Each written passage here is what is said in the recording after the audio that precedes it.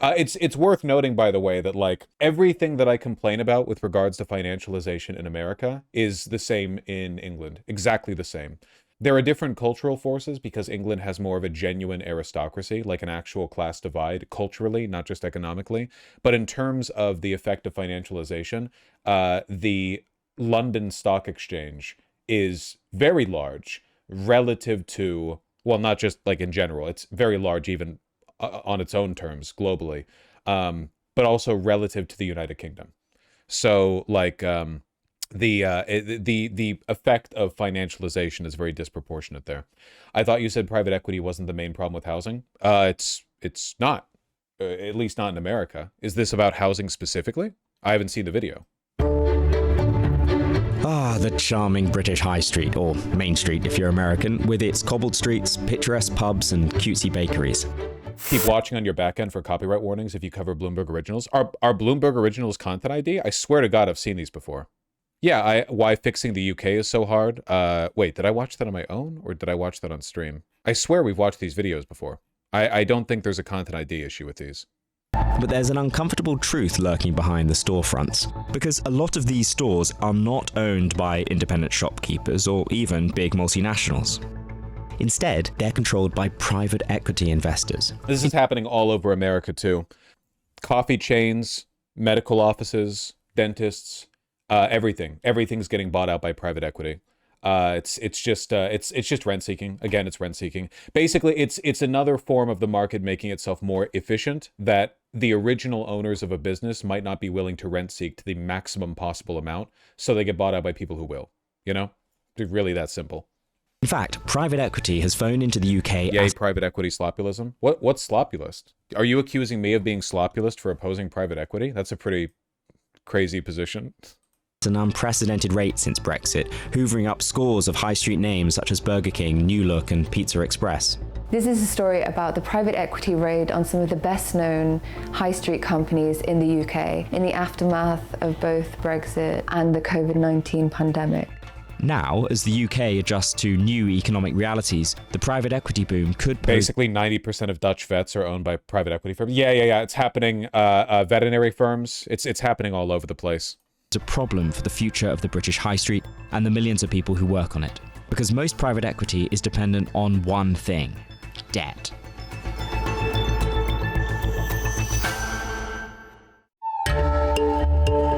Let's start by unpacking how private equity works, and in particular, the main tool in the industry's arsenal, the leveraged buyout.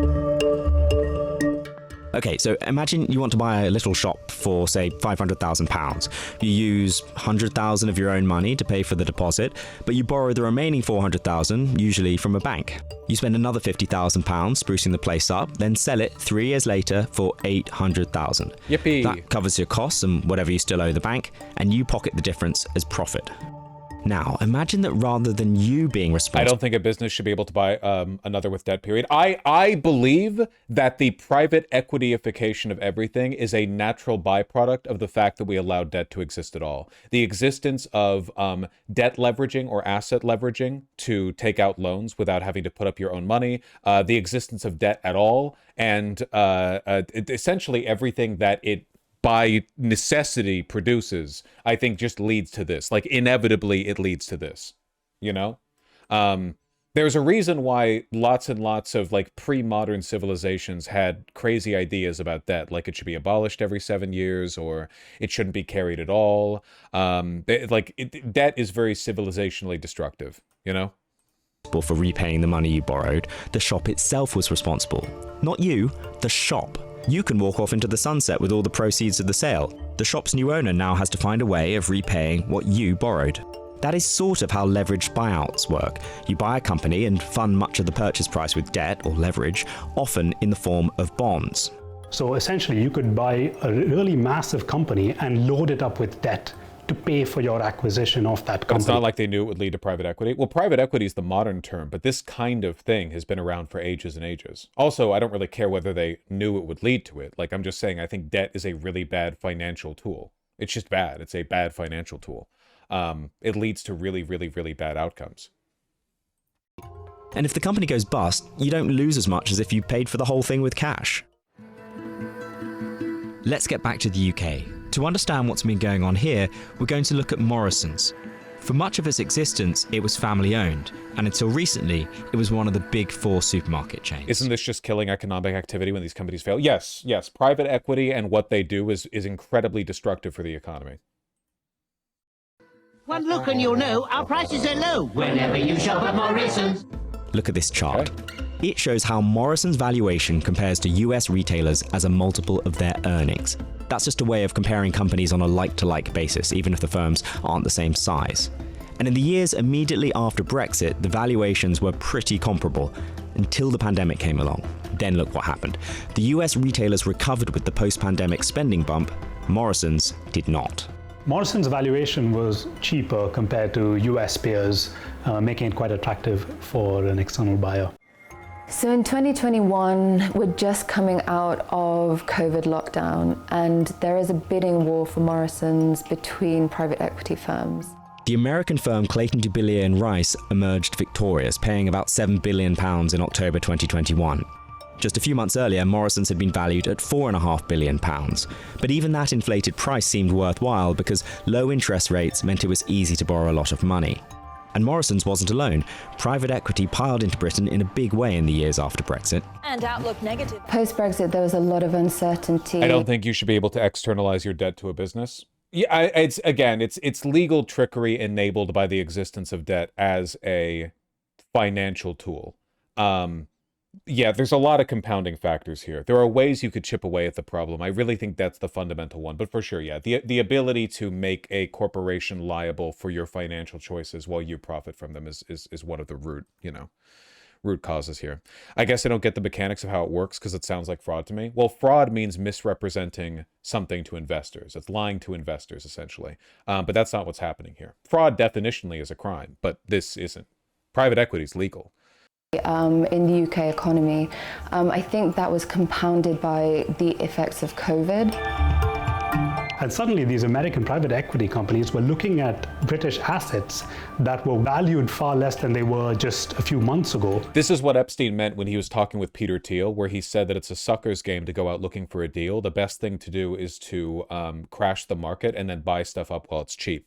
That's what COVID did to a lot of places. COVID led to a lot of businesses not being able to pay their, bills, rent, overhead, which means that they were doing badly, low on capital, not able to pay their debts, which means that they were able to be scooped up easily by private equity. Between 2016 and 2023, private equity companies spent nearly $200 billion buying British companies. That compares to about $81 billion in Germany and $36 billion in France. Because the UK economy is worse. The worse the economy is, the more businesses struggle. The more businesses struggle, the more vulnerable they are to being bought out by private equity. A business has to be doing pretty badly, usually, to be bought out by private equity. It's not a good deal. Business owners don't feel good about it. Essentially, you walk down any UK high street and the chances are you're going to be looking at private equity owned firms on either side. The Body Shop, Pizza Express, Wagamama. UK is basically a US colony now for US capital. The real red pill is that the United States is also a US colony for US capital. Like, it's not like there's much of a relationship between the well-being of the average American citizen and the, financial games being played by people at the top.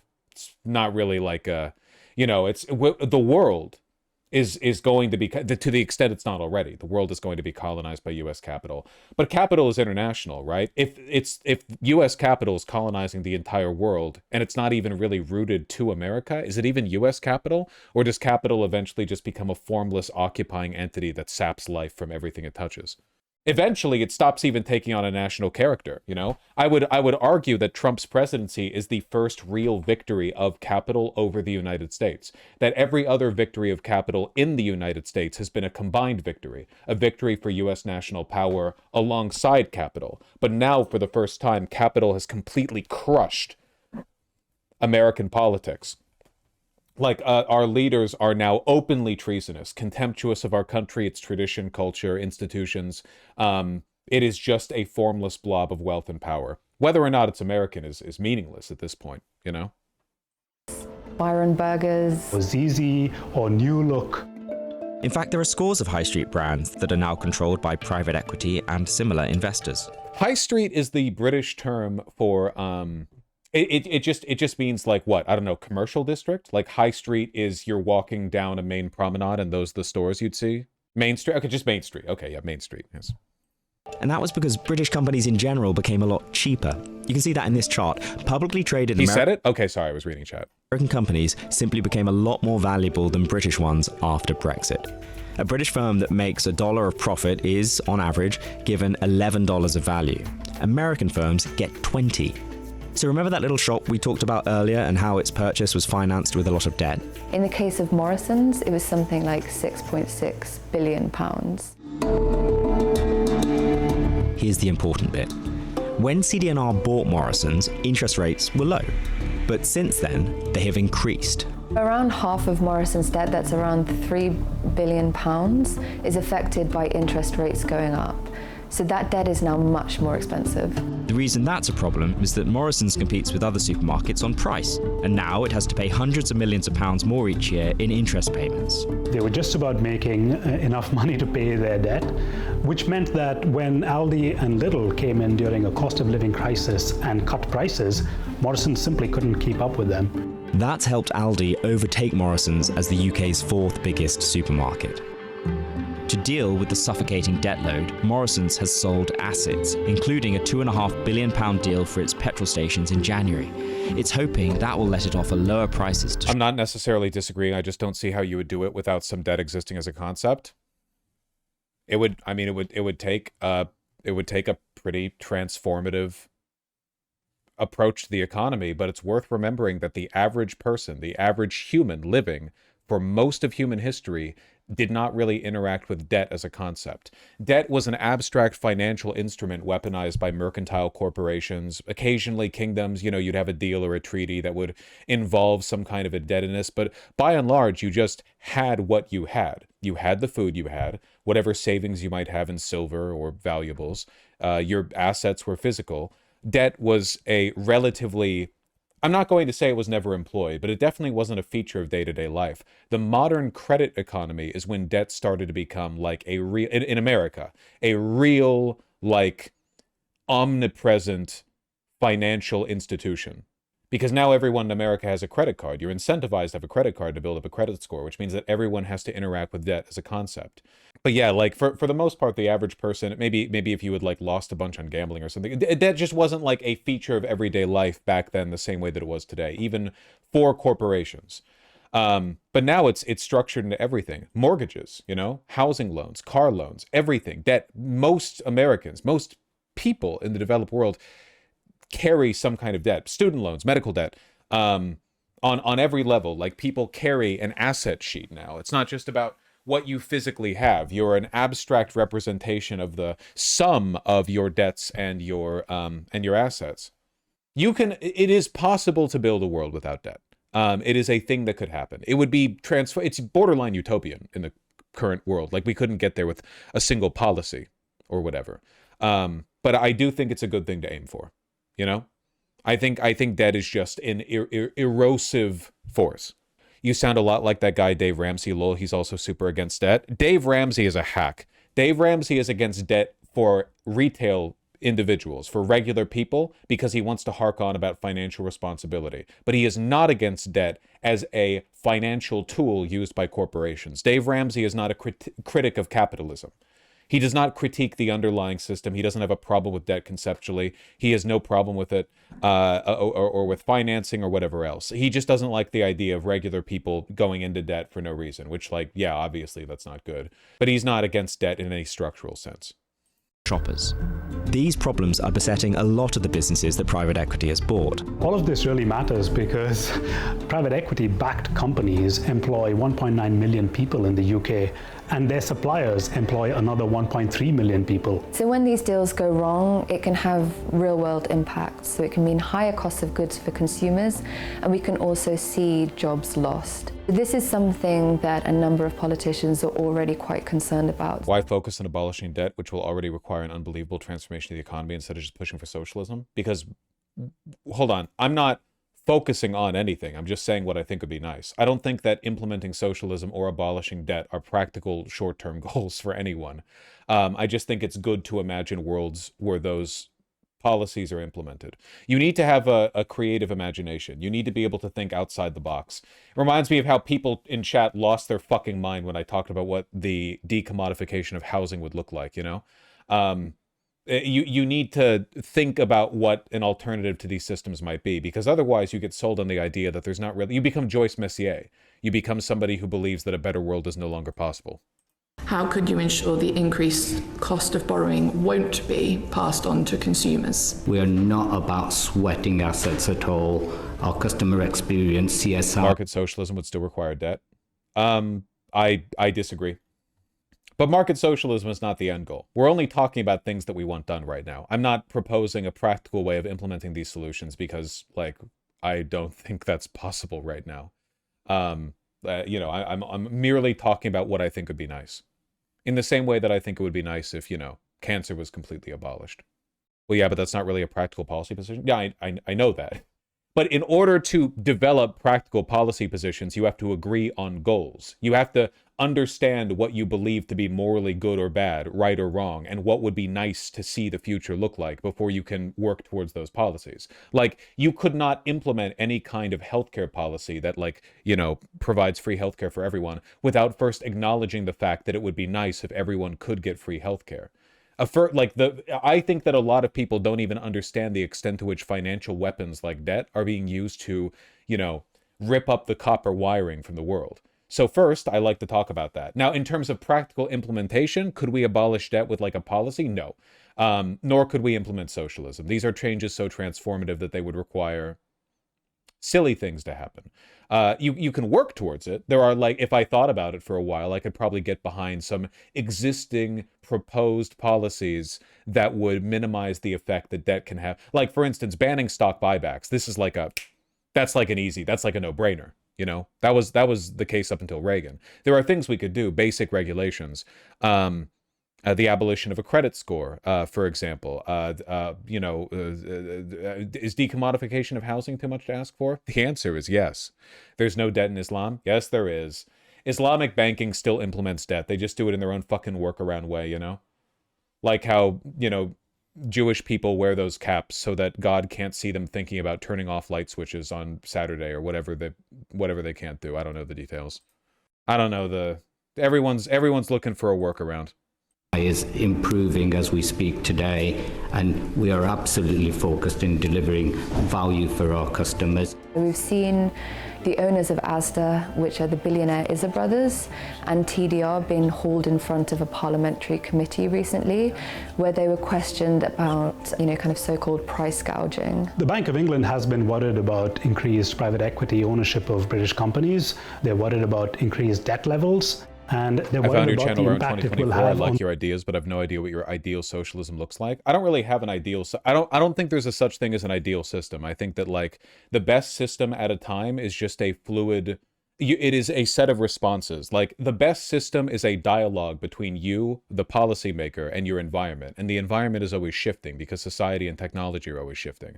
I think it's good to have a set of goals, things you want to maximize for, and like you want to engage with reality in a way that allows you to bring about the best outcome given the existing circumstances. But I don't think that there's a system to work towards, you know? Even socialism is just a broad descriptor of a set of, like, general preferences I have against hierarchy or capital accumulation, indebtedness, stuff like that. The securing of certain rights, democratic principles. But I'm really just arguing for those principles, right? Socialism is just the collective term to describe the set of policies that I think would best address those, would best bring those about. You know, so I guess the answer is, like, I don't have an ideal socialism, and I don't think I ever will. I think that I'll only ever have a set of critiques and a set of, like, proposed solutions, and that's all anyone can ever hope for, you know? In my opinion. You want to have your eyes on the prize, though. You want to have, like, an idea of the general thing you want to fight for. The British economy. But with the general election on the horizon, the solution may not be as simple as imposing higher taxes on private equity deals. It's difficult for politicians to really crack down on private equity companies because after Brexit, Britain has been searching for external investment, and options are thinning on the ground a little bit. Proponents of private equity firms say that the money that they bring into the UK economy is super important because there's just not that much foreign investment coming into the country right now. And I think it's insane. And this is what I mean by capitalist realism, right? The idea that a country as wealthy as the United Kingdom needs foreign investment to not collapse. Isn't that insane? Like, one of the most developed countries in the world, literally thousands of years of relative stability, but now like a country as powerful as the United Kingdom is on the verge of collapse potentially because of lack of foreign investment. How is it exactly that for thousands of years kingdoms could survive, could hold their walls in, off of the, we have raised enough grain for the winter, we've got gold in the keep. But now somehow a country that is vastly more powerful and wealthy than it's ever been in the past is at the verge of financial ruin because of a lack of foreign investment? Doesn't make any sense unless you acknowledge the fact the system is not designed to produce stability. There's enough productive worth in the United Kingdom to meet everyone's needs, but that's not where it's going. that's a line that the Labour Party, if they do come into power, is going to have to tread very carefully.